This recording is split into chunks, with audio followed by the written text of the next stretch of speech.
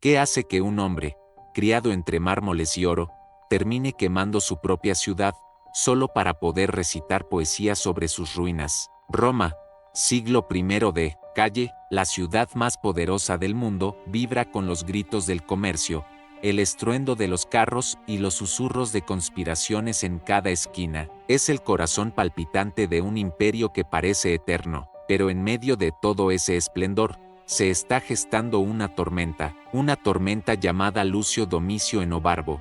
El mundo lo conocería después como Nerón. Nacido en el 37 de calle, Nerón no fue desde el principio un monstruo, fue un niño como cualquier otro, aunque con una diferencia peligrosa. Fue criado para el poder, pero no para la compasión. Su madre, Agripina la menor, era una mujer ambiciosa, fría y calculadora. Desde el primer día moldeó la mente de su hijo como un escultor enfermo moldea una figura de pesadilla. Ella no quería un niño, quería un emperador y un títere. Desde pequeño, Nerón fue testigo de traiciones, asesinatos y manipulaciones entre las cortinas de terciopelo del Palacio Imperial. Aprendió que la verdad es una herramienta, que el miedo controla mejor que el amor, y que la vida humana tiene el valor que uno quiera asignarle. Su educación no solo fue clásica, sino también psicológica. Aprendió a controlar, a fingir, a seducir con palabras. Nerón creció creyendo que él era un dios en formación, un elegido por los astros. Y eso, más que poder, es una maldición. Cuando tenía solo 17 años, gracias a las intrigas de su madre, fue proclamado emperador tras la muerte sospechosa de su padrastro, el emperador Claudio. ¿Accidente? ¿Envenenamiento? Los historiadores aún debaten, pero si algo está claro, es que Nerón no solo aceptó la corona, la abrazó como un amante oscuro. Ya en el trono, su primer acto fue poético, organizó juegos en honor a Claudio, al tiempo que mandaba borrar su imagen de algunas monedas. Era el arte de la contradicción. Nerón comenzaba a tejer una red de manipulación mental tan densa como letal. Quería que lo amaran, pero también quería que le temieran, y esa ambigüedad sería su mayor arma. Bajo su mirada, el Senado se volvió un teatro. Hablaba con dulzura, prometía reformas, bajaba impuestos, pero en la sombra, comenzaban a desaparecer voces críticas. Nadie podía probar nada, pero todos sabían que el terror respiraba bajo las túnicas. Nerón no mataba con espadas, mataba con ideas. Hacía que sus enemigos se volvieran locos de paranoia, que desconfiaran hasta de sus propias sombras. Era un psicópata emocional, un ilusionista del miedo, y su madre pronto pasó de ser su consejera a convertirse en su obstáculo. Y Nerón, como buen alumno, aplicó las lecciones de manipulación mejor que su maestra. Le dio regalos, la halagó en público, la ignoró en privado, hasta que finalmente ordenó su muerte, y no cualquier muerte. Primero intentó que se hundiera en un barco sabotajeado. Cuando eso falló, simplemente mandó asesinos. Su reacción pública: lloró. En privado, cantó versos. Este fue el verdadero nacimiento de Nerón como emperador absoluto. Ya no era un joven manejado por otros, era el dueño del miedo, el arquitecto del silencio. Roma aún no lo sabía, pero su peor pesadilla acababa de comenzar. Tras el asesinato de su madre, Nerón quedó solo en el trono, y eso le encantó. Sin nadie que lo detuviera, comenzó su verdadera obra maestra, la transformación de Roma en un escenario donde él era el dios, el actor principal y el director del terror. Pero Nerón no usaba espadas como los antiguos generales, ni siquiera la política tradicional. Él era un artista del control mental. Sabía que la violencia directa generaba mártires. En cambio, el miedo psicológico convertía a los hombres en sombras obedientes. Imagina vivir en una ciudad donde un solo gesto podía condenarte. Una palabra mal dicha, una mirada que no agradara al emperador, una omisión en una celebración de su persona. Todo podía ser interpretado como traición. Nerón instauró un clima de paranoia colectiva. No necesitaba espiar a todos, porque cada ciudadano comenzó a espiar al otro. El miedo se volvió viral, una pandemia mental que enfermó la mente de todo un imperio. Uno de sus métodos más oscuros fue el uso del delator. Cualquier persona podía acusar a otra de conspiración, y si Nerón lo aprobaba, el acusado desaparecía. Las recompensas eran jugosas, y la gente, aterrada. Así, Roma se convirtió en una ciudad donde hablar bajito era norma, y donde incluso los muros parecían tener oídos. Además, comenzó a usar la imagen y el espectáculo como armas de persuasión masiva. No basta con gobernar con fuerza, hay que seducir. Nerón organizaba juegos, teatros y espectáculos donde él mismo participaba como cantante, poeta o actor. Algunos pensaban que era ridículo, pero todos aplaudían, no por gusto, sino por instinto de supervivencia. Era un emperador narcisista, sí, pero no estúpido. Entendía que el control emocional era más eficiente que la represión directa. Cuando subía al escenario, quería provocar algo más que admiración, quería devoción, y si no podía ganarla, la imponía. En su corte, solo sobrevivían los aduladores. Senadores, generales y consejeros fueron reemplazados por artistas, bufones y cortesanos que lo idolatraban. Así Nerón creó una burbuja donde él era infalible, pero toda burbuja está condenada a estallar. Solo que Nerón estaba decidido a llevarse a todos con él cuando eso ocurriera. Uno de los eventos más oscuros de su reinado fue el incendio de Roma, en el año 64 d. Calle. Las llamas devoraron barrios enteros durante días. Y mientras el pueblo gritaba por ayuda, Nerón, según las crónicas, tocaba la lira y recitaba versos. ¿Fue él quien lo ordenó? Muchos lo creen. El motivo: quería espacio para construir su gigantesco Domus Aurea, el palacio dorado de sus sueños. ¿Coincidencia? Difícil de creer, pero incluso más aterrador que el fuego fue su reacción. Buscando distraer la ira del pueblo, Nerón necesitaba un chivo expiatorio, y lo encontró: los cristianos.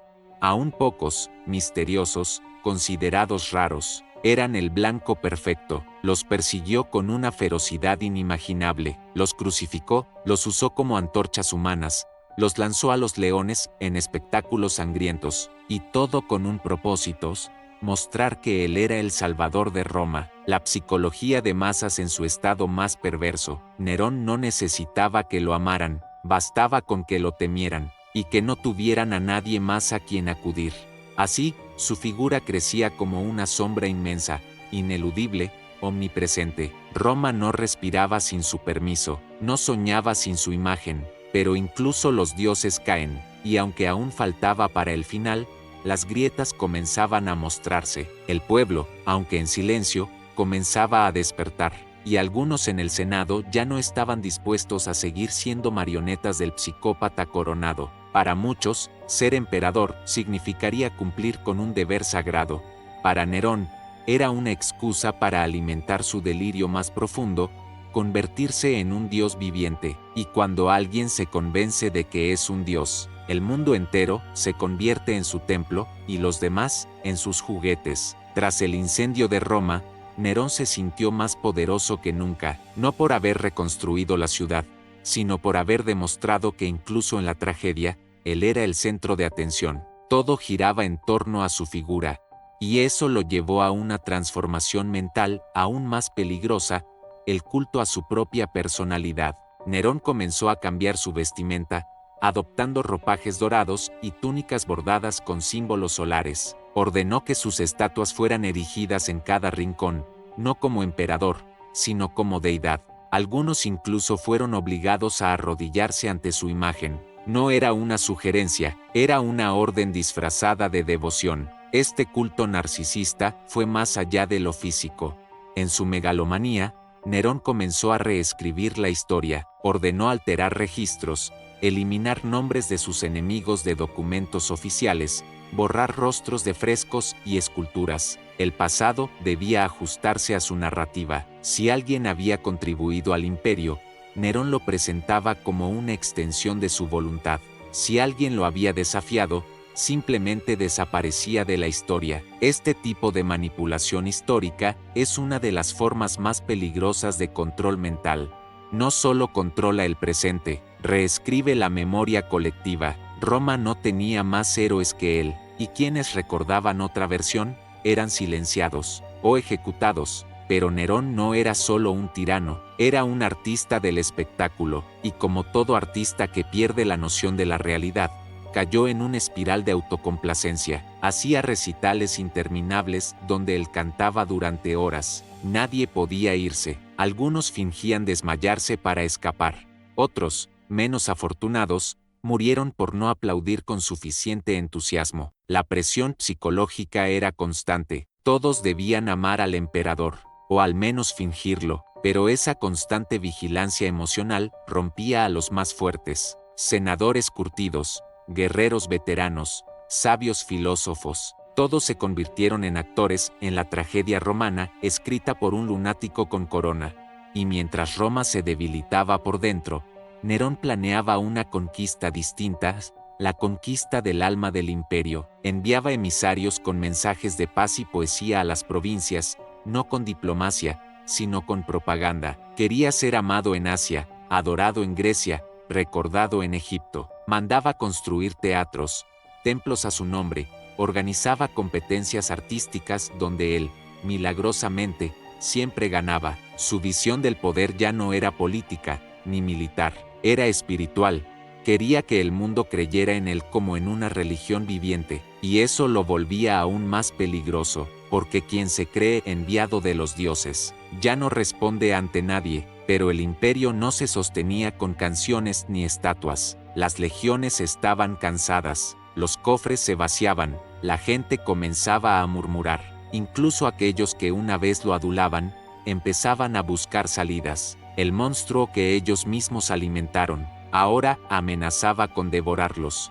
Y Nerón, percibiendo las grietas, no dudó en apretar con más fuerza. Aumentaron las ejecuciones, las confiscaciones de bienes, las torturas públicas, todo para mantener el equilibrio de su reinado basado en el terror emocional. Pero como un castillo de cartas, bastaba un soplo para colapsar. Aún así, Nerón se creía invencible, porque no entendía el poder desde la lógica, lo entendía desde el ego, y ese fue su mayor error.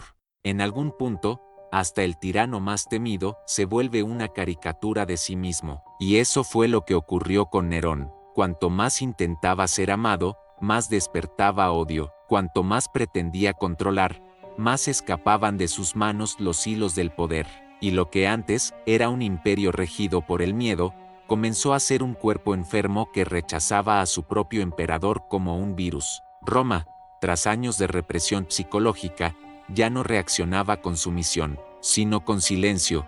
Un silencio más peligroso que el ruido. Las calles se llenaban de rumores, y los senadores, antes sumisos, ahora se reunían en secreto. Las legiones en las provincias comenzaban a cuestionar su lealtad. Nerón, que siempre creyó gobernar desde el arte y la divinidad, no entendía que su teatro había llegado al acto final. Uno de los golpes más duros vino de sus propias filas. Cayo Julio Vindex, gobernador de la Galia, se levantó contra él. No lo hizo con violencia, al principio. Su rebelión fue psicológica. Declaró públicamente que Roma necesitaba un emperador con virtud, no un artista ególatra. Esa fue una bofetada al corazón del narcisismo de Nerón. A partir de ese momento, el miedo cambió de bando. Por primera vez, Nerón sintió que no tenía el control. Su rostro comenzó a mostrar grietas. Se aislaba por días. Escribía versos oscuros, hablaba solo. Los que lo rodeaban lo veían menos como un dios, y más como un loco encerrado en su propio delirio. Pero no sería una rebelión la que acabaría con él, sería una traición silenciosa. El Senado, viendo que las provincias se rebelaban y que las legiones ya no respondían al emperador, decidió actuar, no por justicia, sino por supervivencia. Emitieron una orden de ejecución contra Nerón, no por sus crímenes, sino porque ya no era útil. Cuando le comunicaron que el Senado lo había declarado enemigo público, Nerón no reaccionó con furia, reaccionó con incredulidad. Como un niño que descubre que ya no lo aman, preguntó: ¿y nadie me defenderá? Nadie respondió. Huyó del palacio, disfrazado, acompañado solo por unos pocos esclavos fieles. Se refugió en una villa, a las afueras de Roma. Allí, sin soldados, sin aplausos, sin teatros, enfrentó su peor miedo: estar solo con su mente. Durante horas lloró, escribió poemas, maldijo a los dioses, intentó convencer a sus acompañantes de que lo mataran, pero ninguno se atrevió.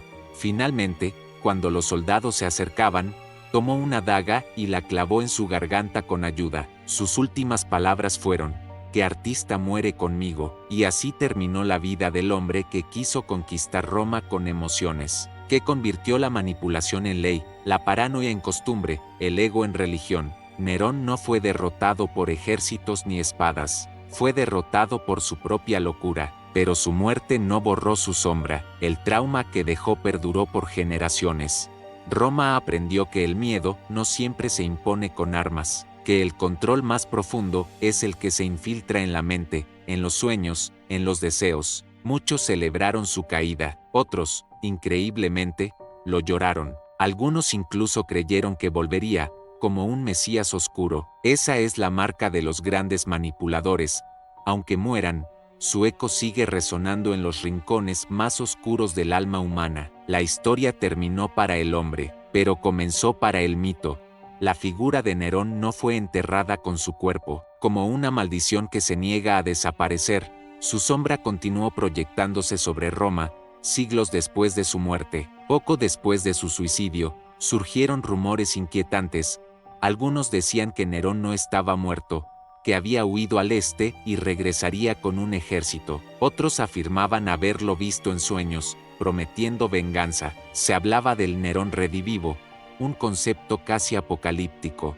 ¿Cómo un hombre tan odiado podía ser al mismo tiempo tan añorado? La respuesta está en el terror emocional que sembró. Cuando alguien logra manipular las emociones más profundas, el miedo, el amor, la culpa deja marcas que la historia no borra fácilmente. Nerón no fue solo un tirano, fue un trauma colectivo, y los traumas no desaparecen, se transforman. Incluso siglos después, poetas, historiadores y emperadores hablaban de él con una mezcla de horror y fascinación. Tácito lo retrató como un monstruo teatral, Suetonio como una figura trágica. Otros, más supersticiosos, lo compararon con la mismísima bestia del Apocalipsis. ¿Exagerado? Tal vez. ¿Simbolismo? Sin duda, pero es una muestra clara de cuán profundo caló en la psique de su pueblo. Y no solo eso, Nerón dejó enseñanzas, oscuras, pero reales. Fue uno de los primeros en utilizar el poder del espectáculo para dominar, en entender que el control de masas no se logra solo con leyes o castigos, sino con narrativas. Fue un pionero, aunque perverso, del populismo emocional. Su vida nos muestra que el liderazgo, cuando se basa en la manipulación mental, puede llevar a una sociedad entera a perder el juicio, que cuando se normaliza el miedo, se entierra la verdad, que cuando se adora ciegamente a un líder, la crítica se convierte en traición. Muchos líderes modernos, sin llegar a los extremos de Nerón, han aprendido de su modelo, crear enemigos externos para unificar al pueblo, usar los medios como instrumentos de veneración, silenciar a los disidentes bajo el pretexto de la unidad.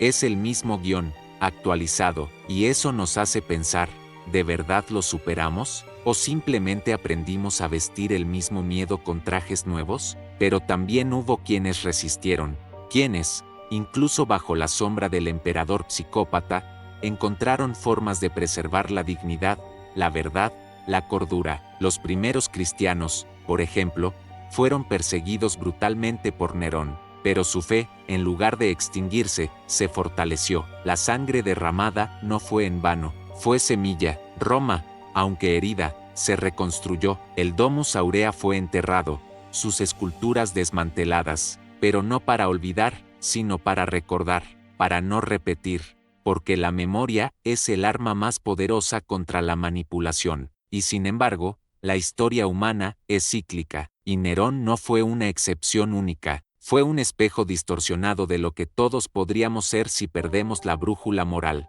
si dejamos que el ego gobierne sin freno, si confundimos adoración con liderazgo. El legado de Nerón no está en sus poemas ni en sus palacios, está en la advertencia que representa, en la cicatriz psicológica que dejó en el alma de la civilización más poderosa de su tiempo. Y esa cicatriz, aún hoy, sigue doliendo. ¿Qué nos enseña la historia de Nerón? Más allá del horror, del fuego y de las ejecuciones, lo que permanece es la advertencia silenciosa que su vida grita desde las ruinas del pasado. Nerón no fue solo un tirano, fue una metáfora viviente del ego desbordado. Una prueba brutal de lo que ocurre cuando un ser humano se convence de que está por encima del bien y del mal. Pero más peligroso aún, fue el ejemplo de cómo una sociedad entera puede caer hipnotizada por un manipulador emocional. A lo largo de este relato, vimos cómo el miedo fue sembrado como semilla, regado con propaganda y cosechado con sangre, cómo la imagen se volvió más poderosa que la realidad, cómo la psicología oscura reemplazó a la política, y lo más perturbador, como muchos, incluso sabiendo la verdad, prefirieron callar, porque a veces, el silencio parece más seguro que la rebelión. Pero la historia no es solo un espejo del pasado, es un faro para el presente. ¿Cuántas veces hemos visto en nuestros tiempos líderes que usan la retórica emocional para dividir, manipular o imponer? ¿Cuántas veces hemos sido testigos de cómo el entretenimiento, las redes sociales o los discursos seductores son usados para anestesiar el pensamiento crítico? Tal vez no haya un Nerón actual con túnicas doradas y lira en mano, pero hay otros con micrófonos, con cámaras, con estrategias digitales, y aunque el escenario cambió, el guión sigue siendo inquietantemente similar. Es por eso que entender figuras como Nerón no es solo una lección de historia, es un ejercicio de conciencia, una invitación a cuestionar, a no rendirnos ante el espectáculo, a no idolatrar ciegamente, porque el primer paso hacia la manipulación es dejar de pensar por uno mismo. Nerón murió, sí, pero sus métodos siguen vivos en la sombra de muchos sistemas. Su legado sigue actuando en las grietas de las democracias, en las burbujas de desinformación, en la polarización que destruye puentes. La verdadera resistencia no está en las espadas, está en la mente, en la capacidad de discernir, de recordar, de empatizar. Porque cuando dejamos que otros piensen por nosotros, cuando aplaudimos por miedo, cuando callamos por comodidad, la historia se repite, y entonces, la pregunta ya no es, ¿quién fue Nerón?, sino, ¿cuántos Nerones más toleraremos antes de despertar? Gracias por acompañarnos en esta oscura travesía por la mente de uno de los emperadores más temidos de la historia. Si esta historia te impactó, te invitamos a sumergirte en más relatos como este. En este canal, exploramos las profundidades de la psicología humana, el poder y los secretos que la historia intentó ocultar. Gracias por ver este video. Te pedimos que te suscribas a nuestro canal y le des me gusta a este video. Activa también la campanita de notificaciones para ser avisado sobre nuestras próximas publicaciones. Hasta el próximo video.